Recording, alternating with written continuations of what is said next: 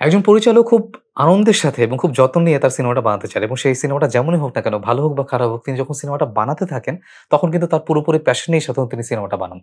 এবছর মুক্তি পাওয়া 'ওয়েপন্স' সিনেমাটার ক্ষেত্রে আমি একটা কথা বলতে চাই। সিনেমার যে পরিচালক আছেন জ্যাক ক্রেগার এবং তিনি যখন সিনেমাটা বানাচ্ছিলেন, তার সিনেমাটা ভালো করার উদ্দেশ্যে তাকে একজন হেল্প করেছিলেন। তিনি একজন সিনিয়র পরিচালক এবং তাকে আমরা সবাই চিনি, তার নাম হচ্ছে ডেভিড ফিঞ্চার। ঠিক তাই। সিনেমাটা যখন শেষ হবে আপনি দেখবেন যে থ্যাংক ইউ বলা আছে ডেভিড ফিঞ্চারকে। আমি ভাবছিলাম কেন হয়তো তিনি তাকে ইন্সপায়ার করেছেন, তার সিনেমা দেখে তিনি ইন্সপায়ার হচ্ছেন সেজন্য। কিন্তু পরে ঘাঁটতে গিয়ে জানলাম ব্যাপারটা আসলে তা না। এই সিনেমাটা যখন নির্মাণ হচ্ছিল তখন ডেভিড ফিঞ্চার বিভিন্ন সময় তাকে অনেক হেল্প করেছেন। তার সিনেমার শুটটা যেন ইজিলি হয় এবং বিভিন্ন ব্যাপারে তাকে খুব ভালো পরামর্শ দিয়েছেন। বিভিন্ন সিন দেখে বলেছেন এই সিনটা কিভাবে আরো বেটার ভাবে ডিরেকশন দেওয়া যায়।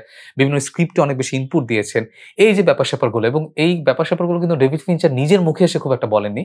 বরং এই ওয়েপন্স এর পরিচালকই বলেছেন। একজন সিনিয়র পরিচালক তার জুনিয়রকে, একজন নতুন পরিচালককে বা তার জুনিয়রকে যখন এভাবে হেল্প করেন, এই ব্যাপারটা কিন্তু খুবই ভালো এবং ইন্ডাস্ট্রিতে খুব ভালো একটা নিদর্শন হিসেবে আসলে দেখা দেয়। এই নিদর্শনগুলো আমাদের এই পাড়ায় বা মার্কেটে আসে কিনা বা আদৌ কবে আসবে একটু ভেবে দেখার বিষয় আছে।